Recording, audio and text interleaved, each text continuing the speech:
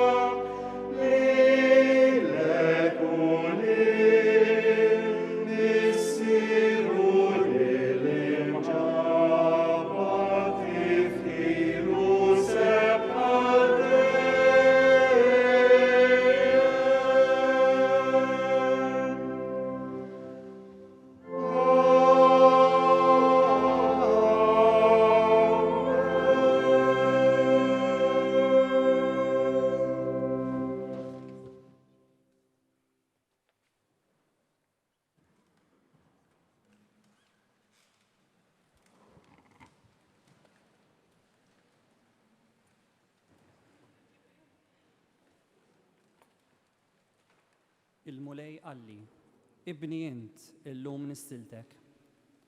Għas-salmi ser nitolbu vers il-poplu u vers il-kleru. Għaliex jixxewxu l-ġnus u l-popli jrednu għal xejn. Slaten tal-art iqumu u l-kbarat jiftehmu bejnietom kontra l-mulej u l-mitlub tiegħu. ħankissru l-ktajjen tagħhom u ntajru minn fuqna l-irbit tagħhom. Dak li hu fis-smawiet jitħak bihom, il-mulej biċ-ċajt joħolhom. Imbagħad ikellimhom bil-erra, bil-qilla tiegħu ikexkixhom. Għax jien għamiltu s-sultan tiegħi fuq Sion l-għolja mħazza tiegħi. Irrid inxandar id-digriet tal-mulej u qalli, ibni int jien illum nissiltek. Itlobni u l-ġnus natik wirtek u truf l-art bi briża tiegħek. B'virga tal-ħadid int tkissirhom, bħal ġarra tal-fuħħar frak tagħmilhom. U issa slaten ifmu sewwa, twitbu intom li taħmu l-art. Aqdu lill-mulej bil-biża' u bir-roda riġlej ħbusu. Li ma jadabx u intom tinqerdu, għax malajr tixel il-qilla tiegħu. Ħin jadaw kollha li jistkennu fih. Glorja lill-Missier u lill-Iben u lill-Ispiritu Santu. Kif kien mill-bidu issa u dejjem u jibqa' dejjem ta' dejjem. Amen. Flimkien, il-mulej qalli ibni int illum nissiltek.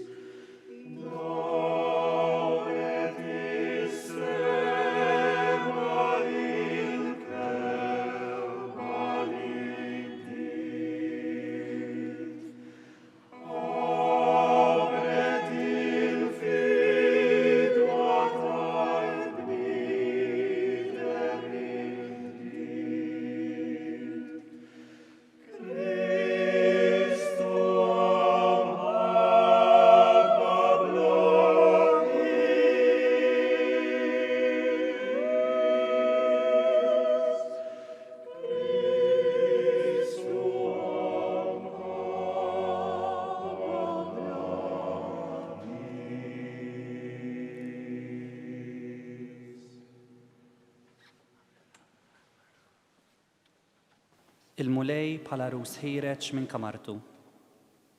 Flimkien, ismewwiet ixandru il-glorja ta' Alla, hemm il-deħ tħabbar il-firxa tas-sema. Jum lill-ieħor jagħti l-aħbar, lejl lill-ieħor iwassal it-tariq. Ma hemmx aħbar u anqas kliem, ma hemmx leħen li ma jinstemax. Mal-art kollha jasal leħinhom, mad-dinja kollha jixteret kliehom. Lix-xemx għamlilha qarix fihom, u hi bħala rus ħireċ minn kamartu, ferħana bħal ġgant għall-ġirja tagħha. Min truf is-smewwiet li toħroġ, sa truf l-oħra d-dawran tagħha. Xejn ma jinħeba mis-sħana tagħha.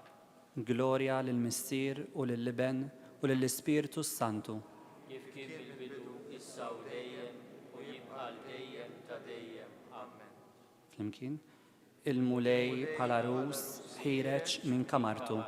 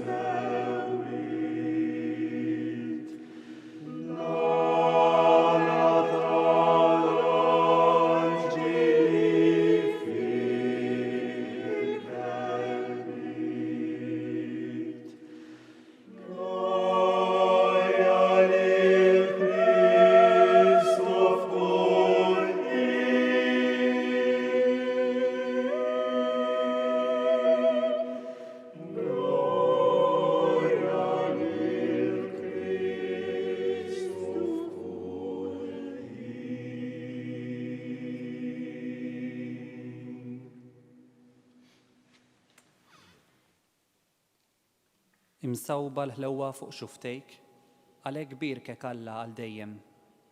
Flimkien, qalbi tfawwar bi kliem sabiħ, nanni l-anja tiegħi lis-sultan, il-sini pinna ta' kittieb ħafif. Int l-isbaħ fostuliet il-bnedmin, insawba l-ħlewwa fuq xoftejk, għalhekk birkek Alla għal dejjem. Tħażżem qalbini b'sejfek fuq ġembek, ilbes il-ġieħ u l-ġmiel tiegħek. Irkeb għal-rebħa tas-sewwa u l-ħaq, turik lemintek wejjeġ tal-aġeb. Il-vleġeġ tiegħek jinfdu, taħtek jaqgħu il-popli, jaqtaw qalbhom l-edewwa tas-sultan. It-tron tiegħek Alla għal dejjem ta' dejjem, xettru tas-sewwa u x-xettru ta' saltnatek. Int tħobb il-ġustizzja u tobot il-ħażen, għalhekk dilkek Alla tiegħek, bżejt il-għena aktar minn sħabek. Bil-mirra u s-sabbara u l-kassja kollha fwieħed biżiżek. Mill-palazz tal-lavorju iferħek id-daqq tal-kordi. Bniet islaten joħorġu jilqawk, flementek is-sultana imżejna b'deb ta' ofir. Isma' binti ħares u għati widen, insa l-ġensek u l-dar missierek. Jitaxxa is-sultan biġmielek u int għaxu sidek għatih qima. In-nies tasib bir-rigali jiġu, il-barat fi fiċċu l-favuri tiegħek. Kollha ġmiel bint is-sultan bil-ġawar, minsuġ bid-deb il-bisa. Ant is-sultan jeħwa biex bejbiet wara, it-tfajliet li natawla bis-sħaba. Jittieħdu bajjat ta' ferħ u għena, jidħlu fil-palazz tas-sultan. Blok missirietek jilħu lidek, intqedhom kapijiet fuq l-art kollha. Infakkar ismek minn nisel għal nisel, ifaħruk il-popli għal dejjem ta' dejjem. Glorja lill-Missier u lill-Iben u lill-Ispiritu Sant. Kif kien il-bidu, issa u dejjem u jibqa' dejjem ta' dejjem. Amen. Flimkien, imsawba l-ħlewwa fuq xuftejk, għalhekk birkek Alla għal dejjem. Il-verb sar bniedem, Alleluja. U għammar fostna, Alleluja.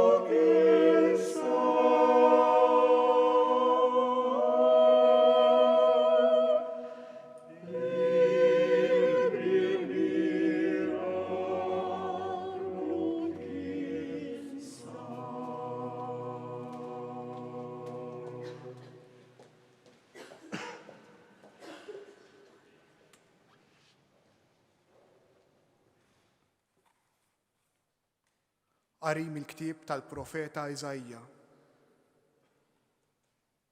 Dan jgħid il-mulej. Għad toħroġ fera mit-zokk ta' Ġesse, għad timbet rimja minn eruqu.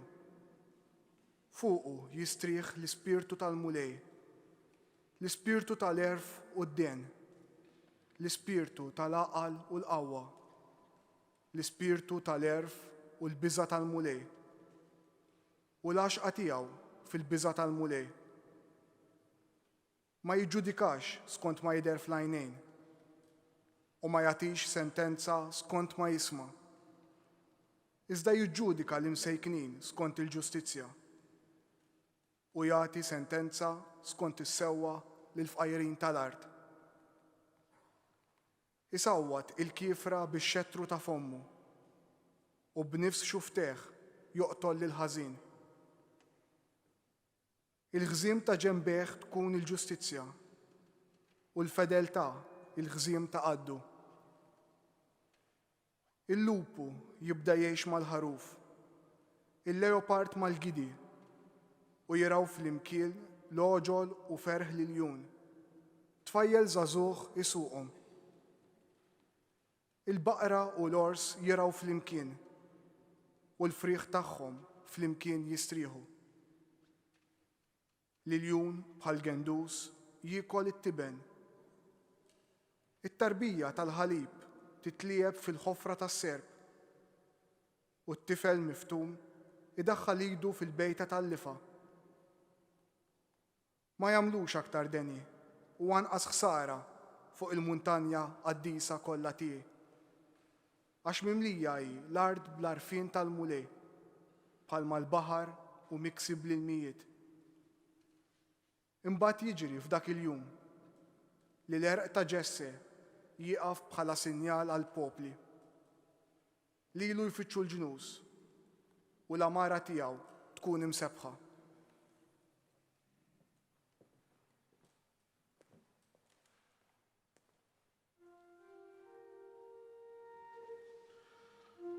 Il-lom is-sultan ta' Smawit u ġwiet wira tarina minn xabba biex il-bniedem li kien mitluf jerġa' jsejjaħlu għas-saltna tas-sema. Tifraħ il-tajja tal-anġli għax feġġet għal-bnedmin is-salvazzjoni ta' dejjem. Glorja għall-Alla fl-ola ta' Smawit u slim fl-art l-bnedmin ta' rida tajba. Tifraħ il-tajja tal-anġli għax feġġet għal-bnedmin is-salvazzjoni ta' dejjem.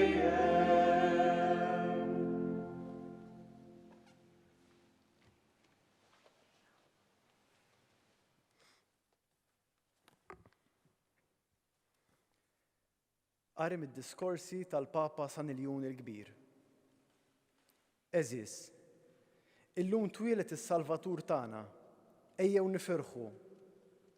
Mhuwiex sewwa li wieħed issewwet qalbu fejn imwielda l-ħajja, dik il-ħajja li qerdet il-biża' tal-mewt u mlietna bil-għena tal-ħajja ta' dejjem. Ħadd mhu se jkun imċaħħad minn semu f'din ix-xrara ta' għena li għalih kulħadd xorta waħda u msejjaħ. Għax sidna li qeret id-dnub u l-mewt bħalma l-ħadd minna ma sab nieqes miħtija, hekk ġie biex jeħles lil kulħadd. Jitenna l-qaddis għax wasal għall-premju. Jifraħ il-midneb għax hu mistieden għall-maħfra. Jieħu r-ruħ il-pagan għax isejjaħ għall-ħajja.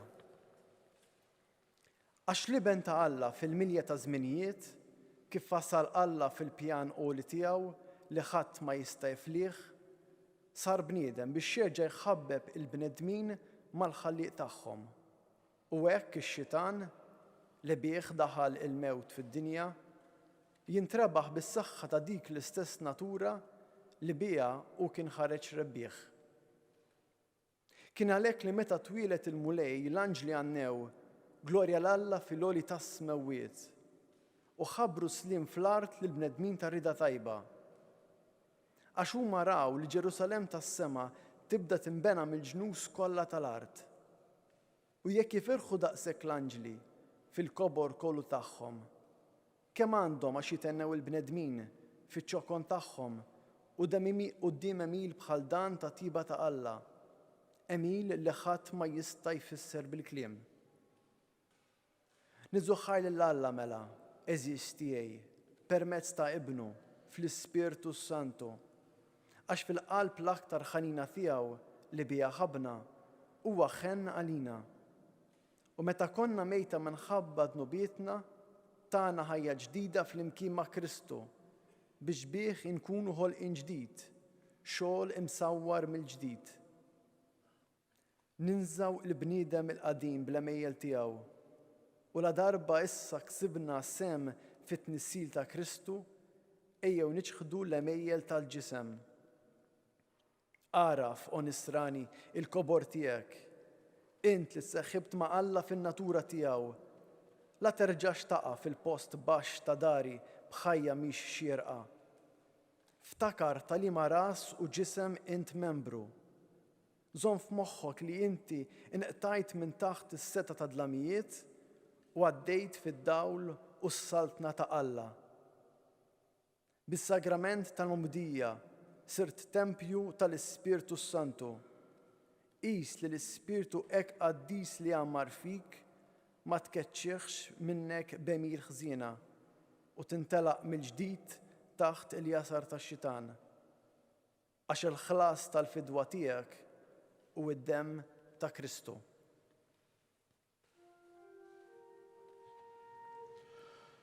Illum nisar fosta mis-seba slim tas-sar. Illum ismew iċċerdu rasel fuqat kollha. Illum feċċi d-dawl tal-fidwa l-ġdida. Il-jum imħejja li nasa mill-qedem. Il-jum tal-era ta' dejjem. Illum ismew iċċerdu rasel fuqat kollha.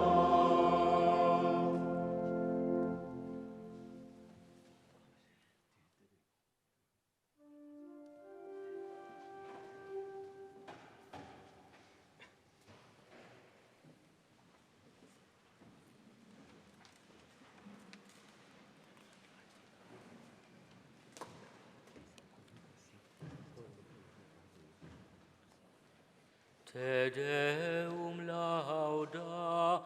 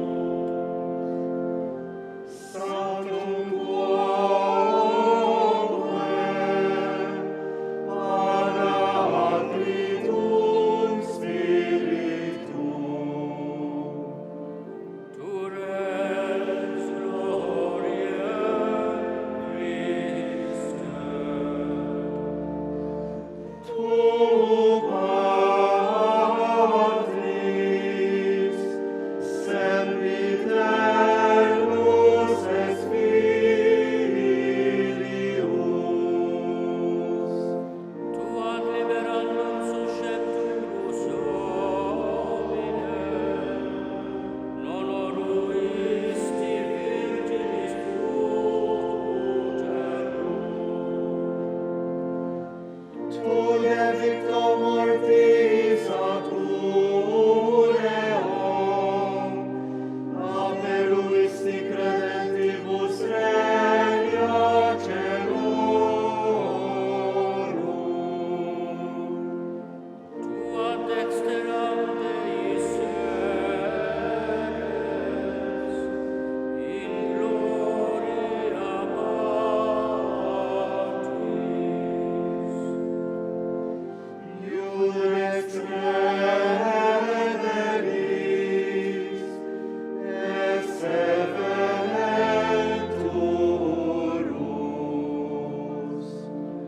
Tergo quesumus tuis famulis subveni, os precioso sanguine redemisti. Eterna facum sanctis tuis, in gloria numerari.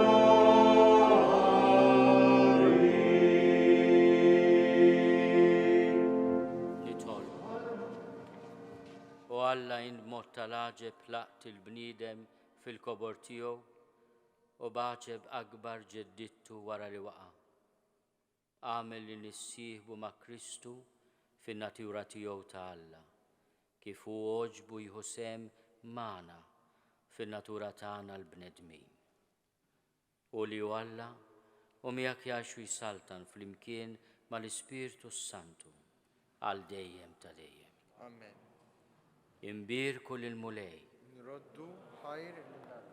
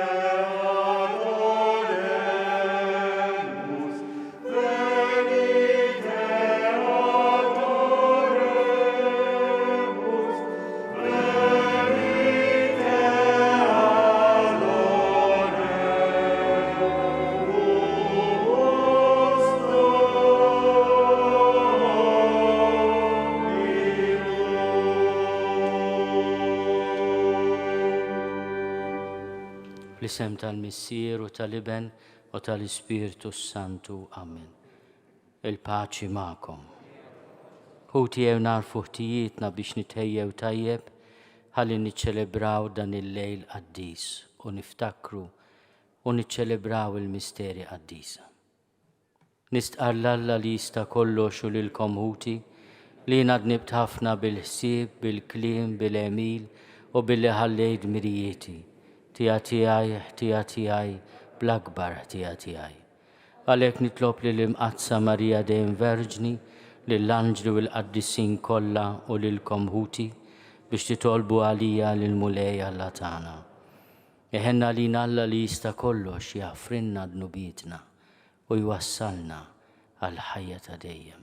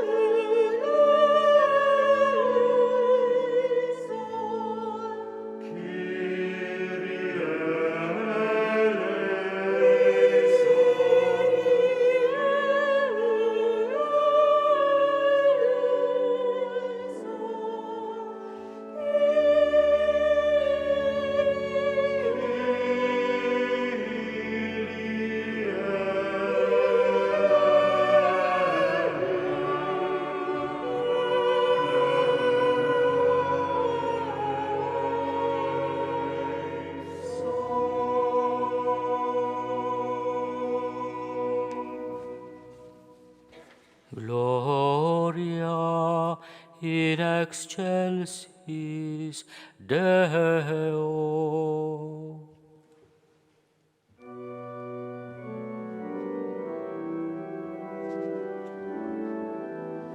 Et in terra pax hominibus, orevore voluntatis, laudamus te,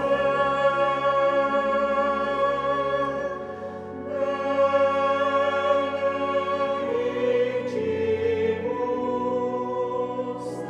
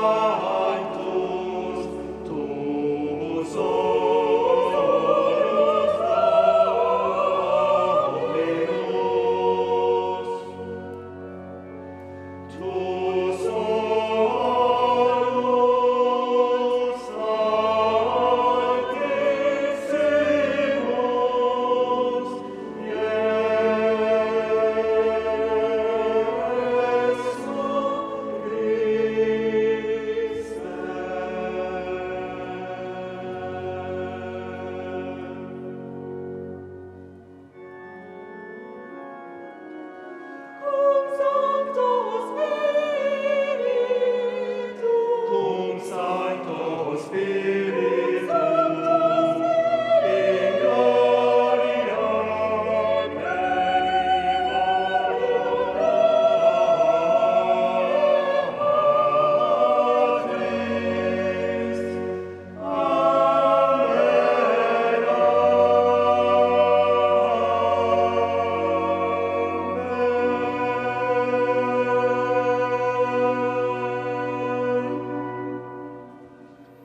Nitolbu u Alla int dawwalt dan il-lejl qaddis bid-dija tad-dawl veru. Għamel li kif fid-dinja rafna l-misteru tad-dawl ta' ibnek. Ek ukoll fis-sema nitgħaxqu bil-ferħ tiegħu. Bibnek Ġesu Kristu Sidna li hu Alla u miegħek jgħixu jissaltan flimkien mal-Ispirtu Santu għal dejjem ta' dejjem.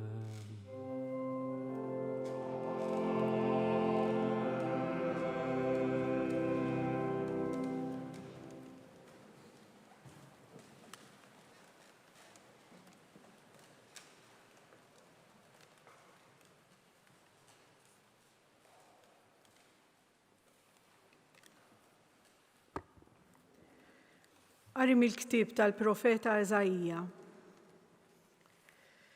Il-poplu li kien miexi fid-dlam ra dawl kbir. In-nies li joqogħdu f'art id-dlam dawl idda fuqhom. Int kabbart il-ġens, kabbart il-għena huma ferħu quddiemek bħalma jifirħu fi żmien il-ħsad, bħalma jifirħu fi żmien il-priża. Għax il-madmat li kien itaqqalhom u l-ħatar ta' fuq spallejh u l-bastun tal-arkużin, int kissirtom bħal jum f'Midjan. Għax kull qorq li jħabbat fit-taqtija, kull mantel marraq fid-demm jispiċċa l-ħruq biex jiklu n-nar. Għax twildinna tifel, ingħatalna iben. Is-seta tkun fuq spallejh u jsemmuh kunsillier tal-għaġeb, Alla Setan, missier għal dejjem, prinċep ta' slim. Kbira tkun setatu u islim bla qies fuq it-tron ta' David u s-saltna tiegħu. U jwettaqgħu jsaħħaħa bil-ħaq u bis-sewwa min issa u għal dejjem. Il-ħeġġa tal-mulej tal-eżerċiti tagħmel dan. Il-kelma tal-mulej. Noddu ħajli.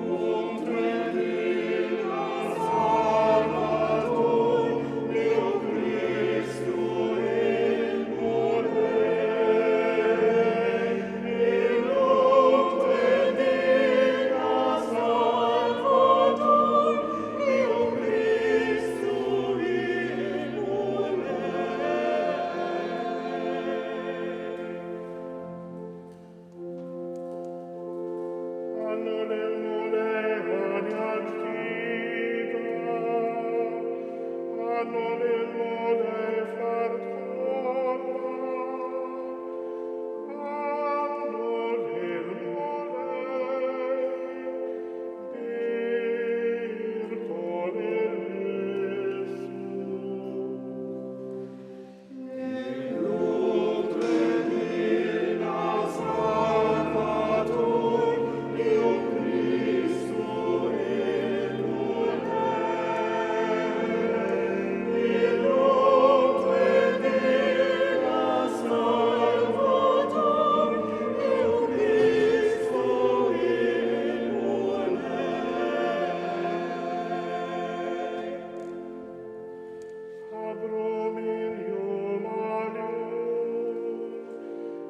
salvazione Deo.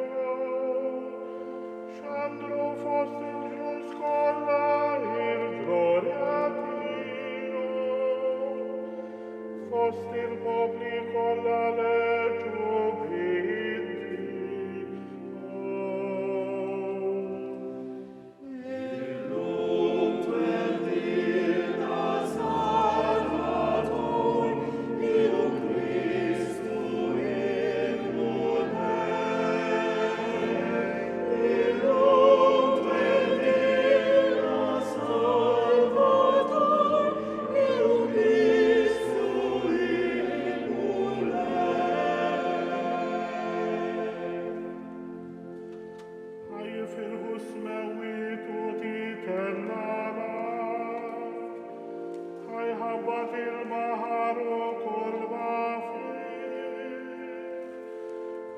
يفرح الرباع كل ما فيه ينبت يعيط بالفرح سيجار كل تلوون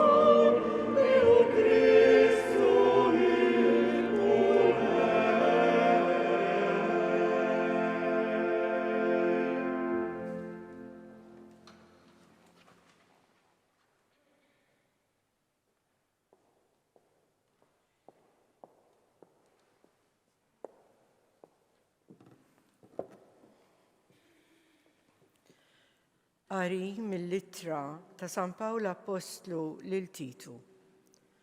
Aziz, deret il-grazzja ta' Alla għas-salvazzjoni lill-bnedmin kollha.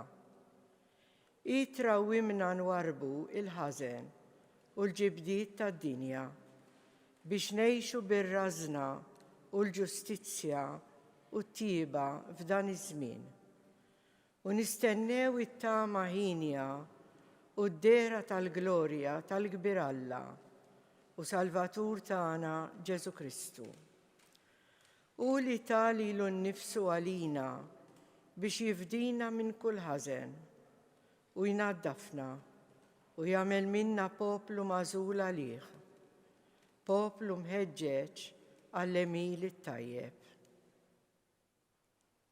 Il-kelma tal-mulej, ir-roddu ħar lill-Alla.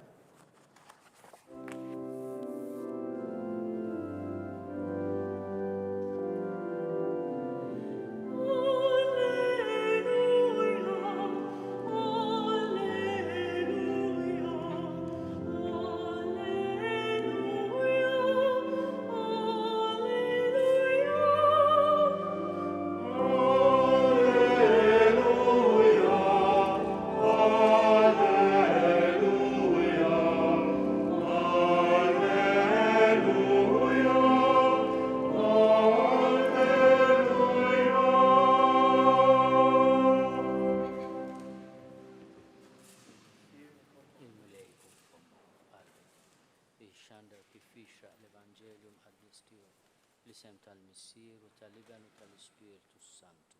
Amen.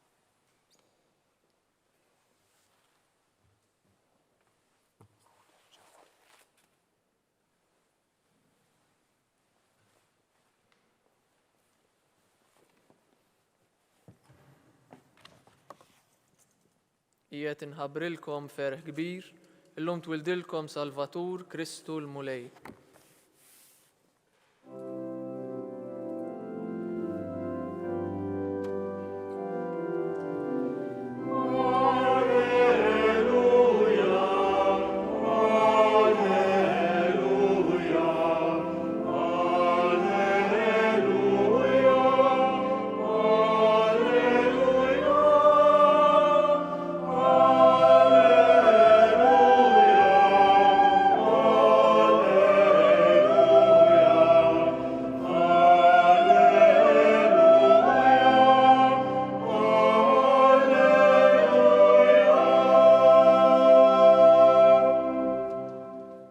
Il-Mulej ma'kom.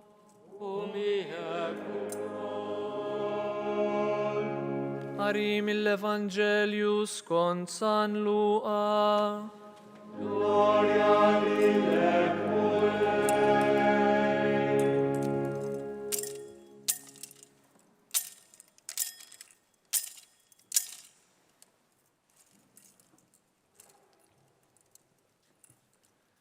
F'dik il-ħabta, Ċesari Awgustu ħareġ digriet biex isir ċensiment fid-dinja kollha. Dan kien l-ewwel ċensiment li sar meta Kirinu kien gvernatur tas-Sirja. U kulħadd mar jinkiteb, kull wieħed fil-belt tiegħu. Giuseppi wkoll mar mill-Galilija, mill-belt ta' Nażaret, u tela l-Ludija fil-belt ta' David jisimha Betlehem, għax hu kien mid-dar u l-familja ta' David, biex jinkiteb flimkien ma' Marija l-arusa tiegħu li kienet ilha. Ġara li meta kienu hemm, Marija għal-ilha żmien biex teħles u wildet l-ewwel iben tagħha, fisqietu u medditu f'maxtura, għax ma kienx hemm post għalihom fil-lukanda. F'dawk l-inħawi kien hemm xi rajja fir-raba' qassa mal-merħla tagħhom bil-lejl. U darilhom anġlu tal-Mulej. Il-glorja tal-Mulej iddiet madwarhom u qabadhom biża' kbir. Iżda l-anġlu qalilhom: tibżawx, għax araw qiegħed inħabbrilkom ferħ kbir, ferħ li se jkun għall poplu kollu. Illum fil-belt ta' David twildilkom Salvatur li hu il-Messija, il-Mulej. U bħala sinjal ikolkom dan: issibu tarbija imfisqija u mimduda f'maxtura. F'daqqa waħda naqdu mal-anġlu għad kbir ta' qtajja tas-sema, ifaħru lill-Alla u jgħidu: glorja lill-Alla fl-ola tas-smewiet u slim fl-art lill-bnedmin li jogħġbu lilu. Il-kelma tal-Mulej.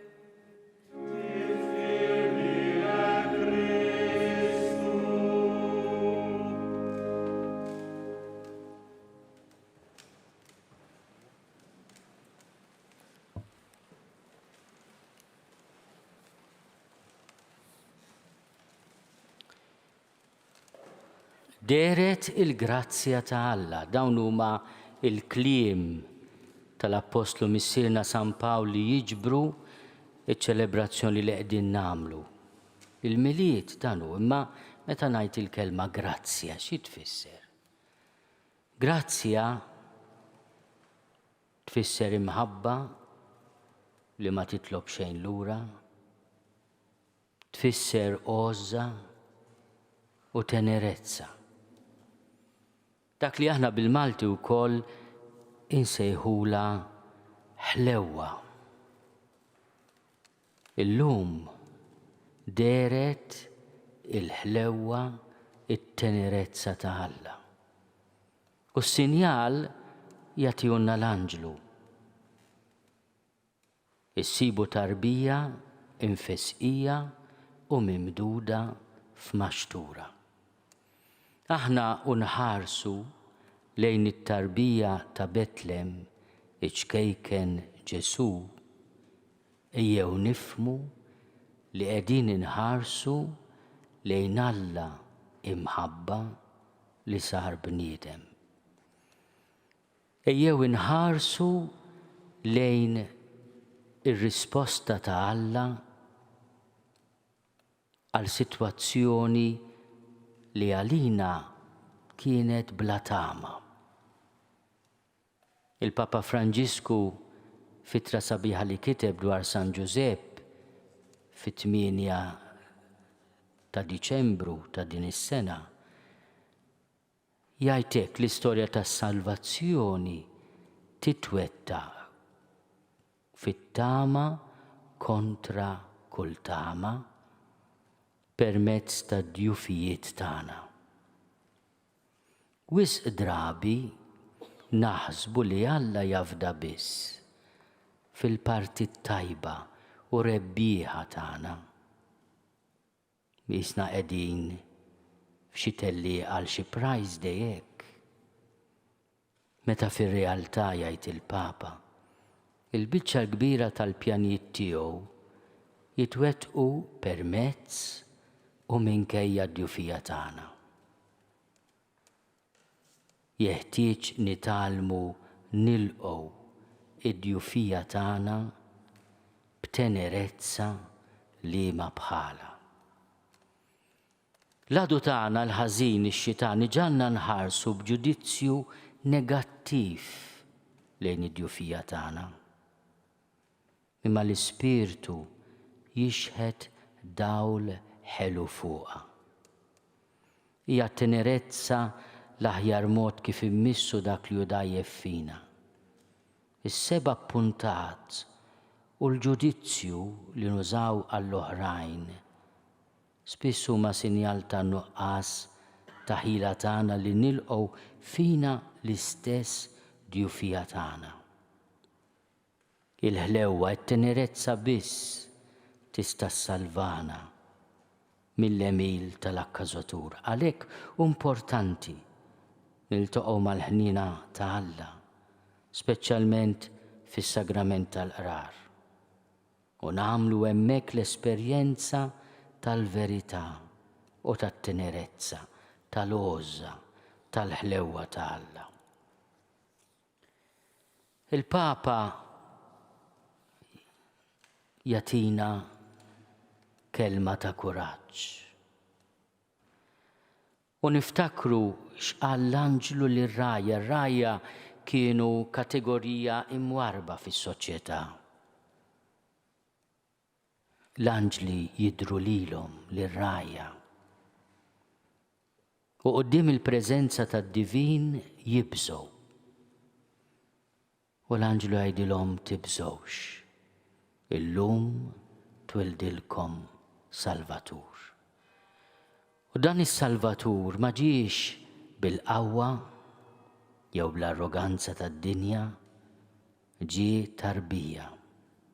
Ismu Ġesu ifisser Alla isalva. Il-ħlewwa mhijiex xi ħaġa romantika, imma hija xi ħaġa konkreta. Fl-ittra enċiklika tiegħu li nieda fit-3 ta' Ottubru 2020 din is-sena u li bdija b'espressjoni sabiħa ta' San Franġisk, Fratelli Tutti, il-Papa jgħid li anke fil-ħajja soċjali hemm post għat-tenerezza, hemm post għall-għoża u l-ħlewwa. U jgħid hekk anke fil-politika hemm wisgħa biex inħobbu bit-tenerezza, bil-ħlewwa. Ma x'inhi din it-tenerezza jgħid il-Papa? Il-imħabba li toqrob u tista' tmissa bidejk. Hija ċaqliqa li titlaq mill-qalb u tasal fl-għajnejn, fil-widnejn, fid-dirajn. It-tenerezza, il-ħlewwa, it-triq li mxew il-bledmin li żjed qalbina u qawwija. Għall-attività politika kollha l-iżar l-aktar dajfa, l-aktar foqra. Għandhom imissulna qalbna, għandhom dritt li jirbħulna ruħna u qalbna. Iva, u maħutna, u għanna nħobbuhom u nitrattawhom bħala tali. Wala kollox illum twilet dak li meta jikber se nisimgħu jgħid kont bil-ġuħ u tmajtuni, kont bil-għaġġ u sqejtuni, kont eri u libbistuni, kont maritu fil-ħabs u ġejtu żuruni.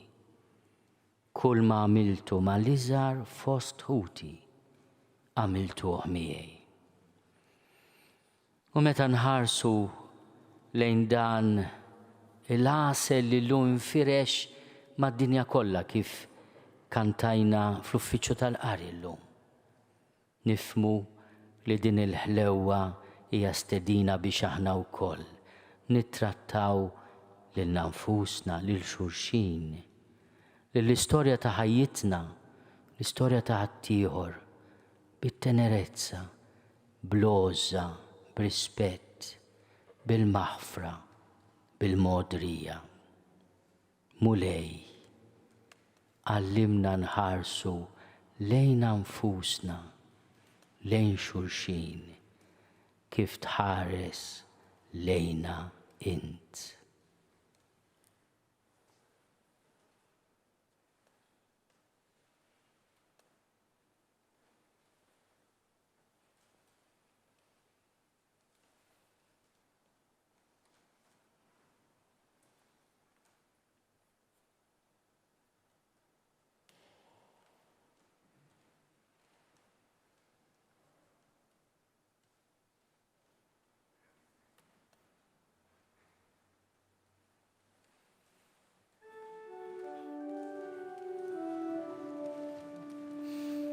Credo in unum Deum.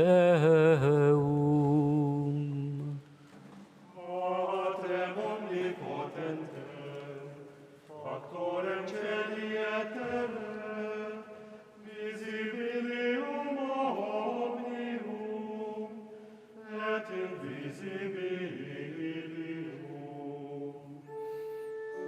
Et in unum Dominum Iesum Christum, Filium Dei unigenitum, Et ex Patre natum, ante omnia saecula, Deum de Deo, lumen de lumine, Deum verum de Deo vero, genitum non factum, consubstantialem Patri, perquem omnia facta sunt. qui propter nos homines, et propter nostram salutem, descendit de celis. Et incarnatus est, de Spiritus Sancto, ex Maria Virgine, et homo factus est.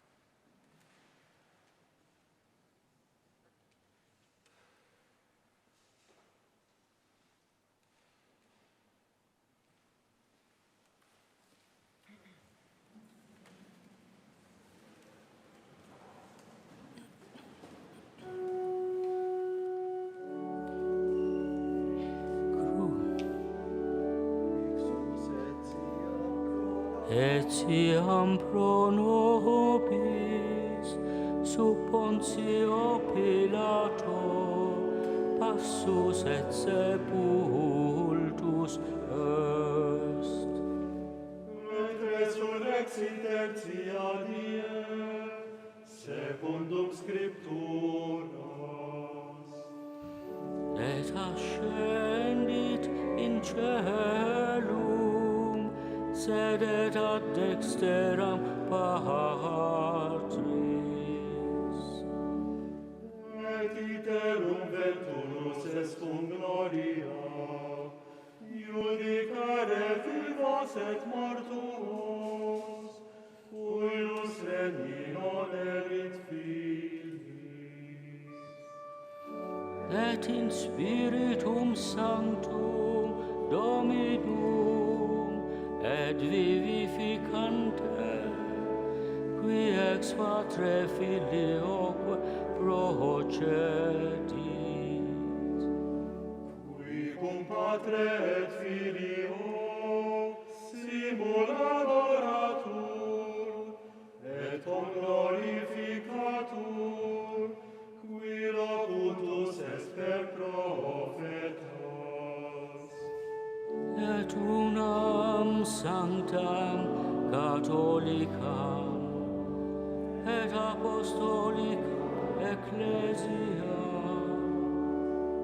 Confiteorum baptisma in remissionem peccatorum. et expecto resurrectionem mortuorum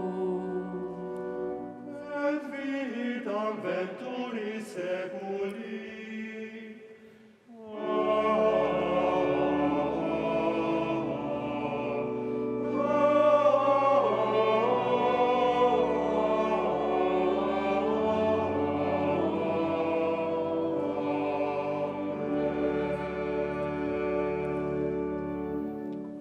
Huti sejjew naqdu leħinna malana tal-anġli. Infaħru l-fedeltà ta' Alla u nitolbuh jatina grazzja u salvazzjoni. Nitolbu għal Papa Franġisku.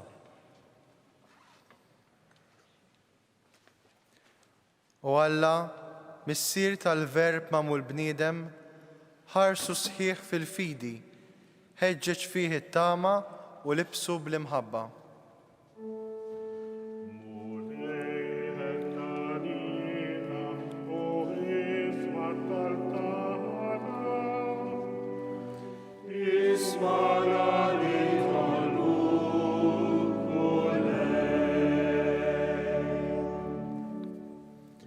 Nitolbu għal-mixxejja tal-ġnus u għall-laqdiet internazzjonali.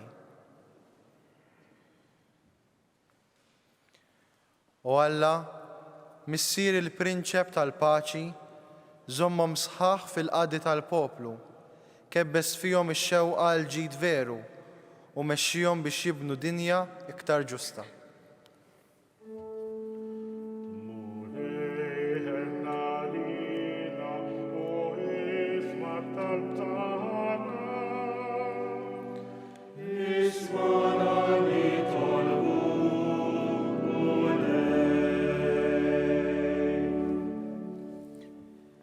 Nitolbu għat-tfal kollha tad-dinja.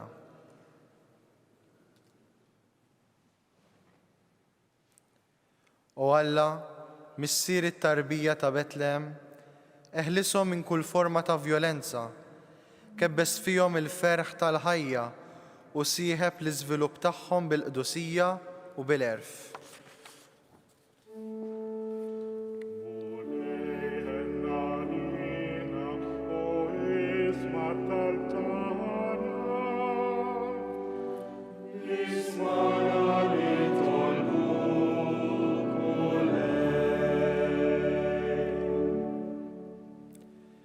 Nitolbu għal vokazzjonijiet insara.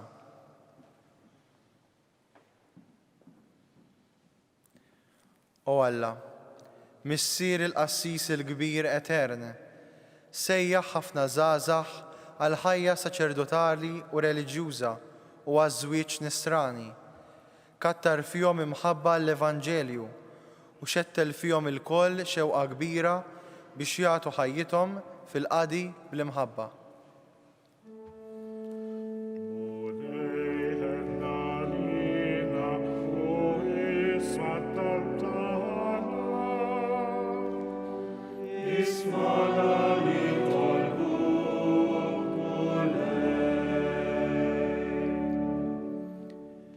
Nitolbu għal-foqra u l-batuti. O Alla, missier ix-xemx li deret fid-dlamijiet, sabbarhom bil-preżenza tiegħek, iftħilhom il-bibien tal-ħajja u imlihom bil-provvidenza tiegħek.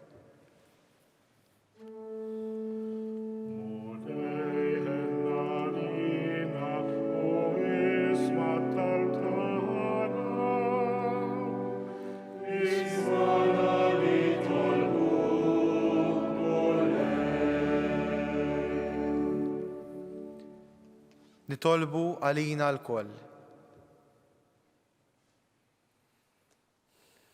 O Alla, missier liben li jħenn u jader, għati s-saħħa lil-morda, kun il-qawwa u l-imħabba ta' dawk li jgħinuhom, għaqqat lill-familji u għati lilna l-koll ħniena u modrija biex namlu l-ġid lil kulħadd.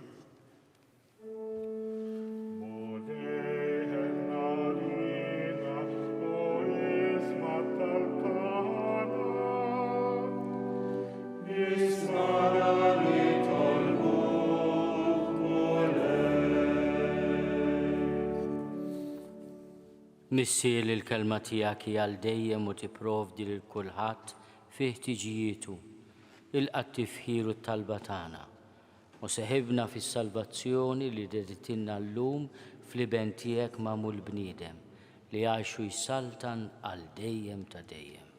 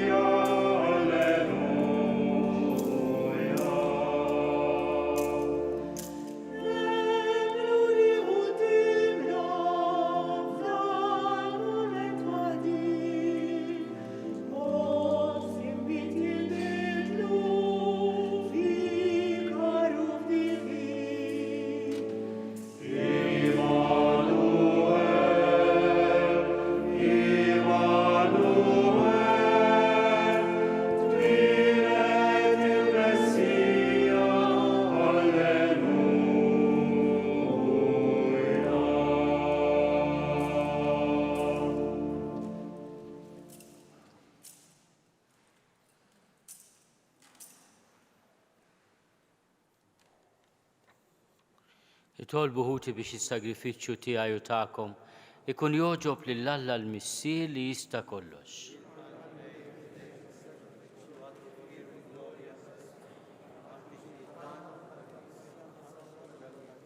ħatkun toġbok mulej l-offerta li qegħdin nagħmlulek fil-festa tal-lum biex din il-qima qaddisa tagħna u bil-grazzja tiegħek naslu għall glorja ta' Kristu li fih tinsab miegħek in-natura tagħna l-bnedmin bi Kristu Sidna. Il-mulej magħkom. Nerfgħu qlubna l fuq. Niżuħaj il-mulej Alla tagħna. Sewwa u xieraq tas-sew, mulej missier qaddis, Alla ta' dejjem li tista' kollox.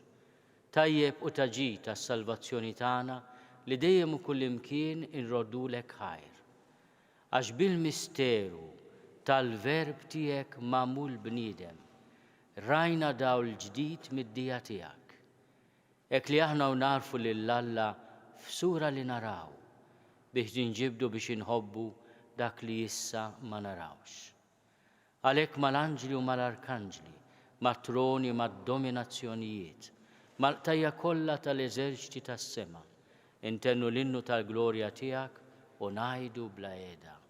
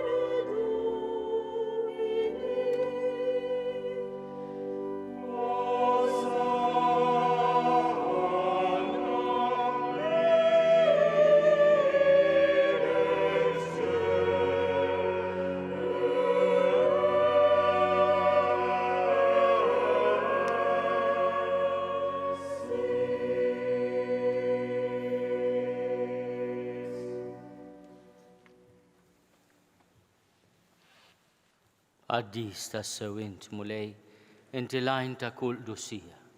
Għaddes għalhekk nitolbuk dawn l-offerti bil-barka tal-Ispirtu tiegħek biex isiru għalina l-ġisem u d-dem ta' Sidna Ġesu Kristu, li meta kien se jingħata biex minn rajħi bati ħal ħobs, ratti l-ħajr, qasam, tali d-dixxipli tiegħu u qal: ħudu u kulu l-koll minn dan, għax dan huwa ġismi li jingħata għalikom.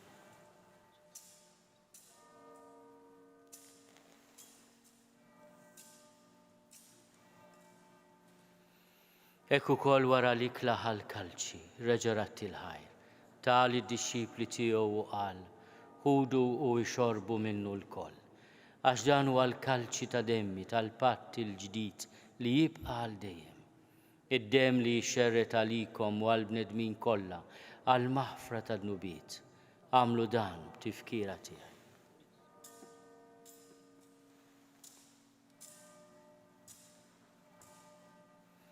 Dan hu l-misteru tal-fidi.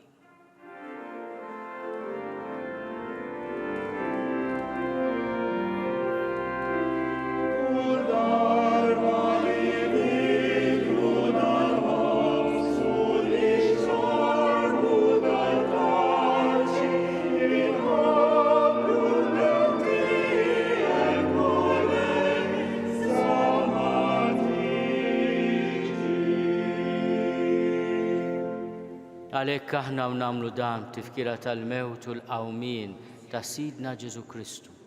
Nofrulek mulej il-ħobs tal-ħajja u l-kalċi tas-salvazzjoni. U nrodulek ħajra xogħġbok tilqana hawn quddiemek biex naqduk. U miċ-ċokontana nitolbu li l-Ispirtu Santu jaqqadna f'ġisem wieħed lilna li nieħdu sem mill-ġisem u d-dem ta' Kristu.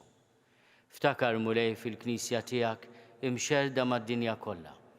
Wettaqa fl-imħabba fl-imkien mal-Papa Franġisku, miegħi għaddej tiegħek mingħajr ma jistħoli, mal-Isqof Joseph li qed jgħinni, mal-Isqof Anton u mal-Ministri tiegħek kollha.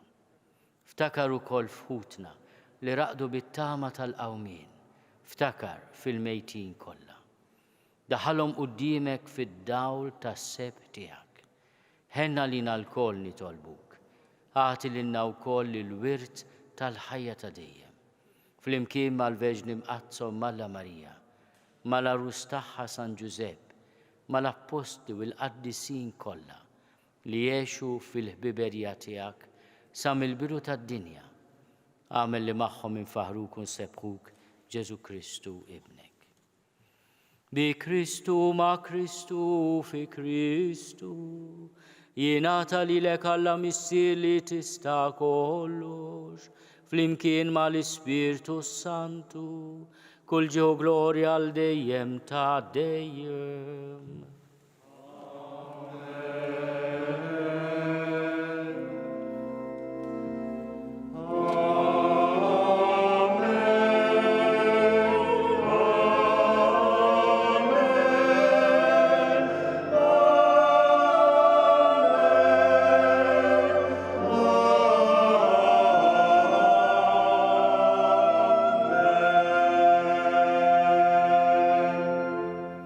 Ejjew nitolbu kif għallimna u ridna nagħmlu liben ta' Alla Ġesu għas-salvazzjoni tagħna.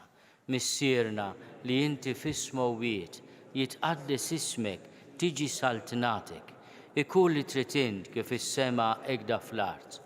Ħobżna ta' kuljum għatina llum, aħfrilna dnubietna bħalma naħfru lil min hu ħati għalina. La ddaħħalniex fit-tiġrib, iżda eħlisna mid-deni. Eħlisna nitolbuk mulej minn kull deni.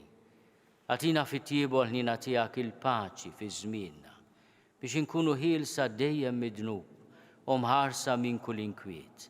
Aħna u nistennew u nittamaw ilejna u l-miġja tas-Salvatur tagħna Ġesu Kristu. Mulej Ġesu Kristu li għadt lill-Apostli tiegħek, inħallilkom is-sliem, natikom is-sliem tiegħi. La tħares lejn dnubietna, iżda ħares lejn il-fidi tal-Knisja tiegħek. Qatt jaslimu l-għaqda li int trid fiha, int li tgħixu s-saltan għal dejjem ta' dejjem. Il-paċi tal-mulej tkun dejjem magħkom. Għatu l-paċi lil xulxin.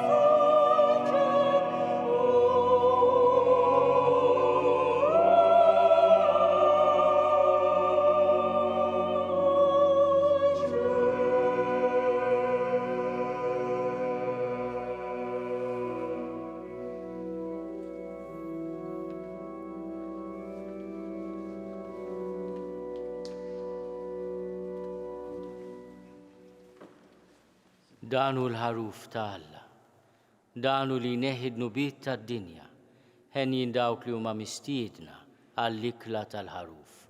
Mulej ma jissoqlix li tidħol taħt is-saqaf tiegħi, iżda biss kelma waħda u ruħi tkun infejha.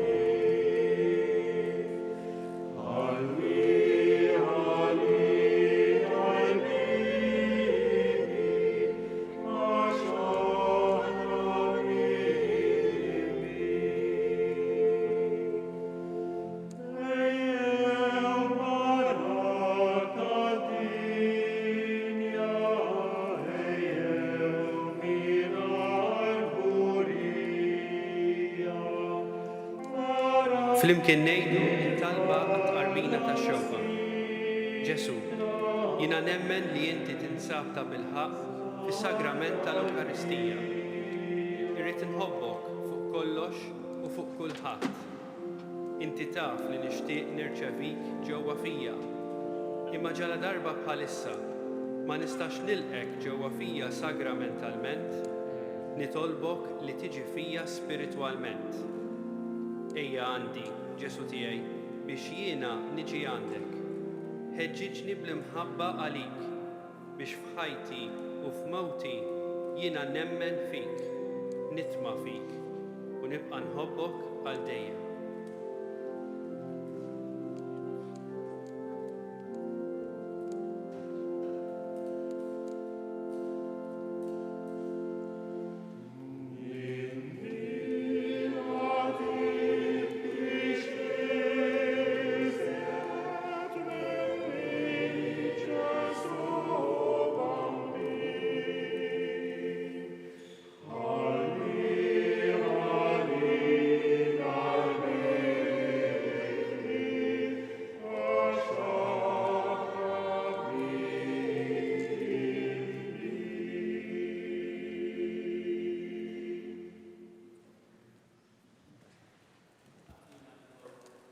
Tagħna li aħna l-inġbarna ferħana biex niċċelebraw it-twelid tal-feddej tagħna ikun jistoqilna nissieħbu miegħu permezz ta' ħajja tajba bi Kristu Sidna.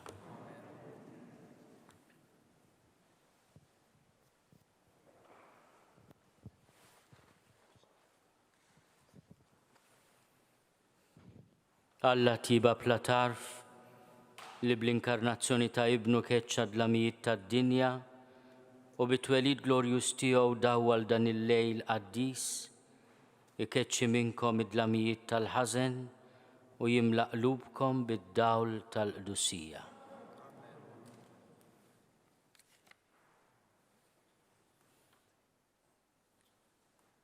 U li permezz ta' anġlu mela bil-ferħ lir-rajja bl-aħbar ta' twelid tas-Salvatur tagħna ifawwar lilkom ukoll bilena u jibatkom ix-xandru l-Evanġelju tiegħu.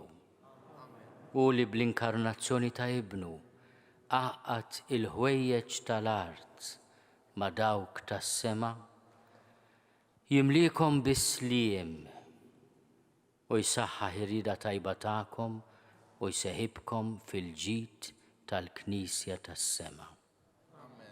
U jberikkom Alla li jista' kollox, il-Missier u l-Iben u l-Ispiritu Santu.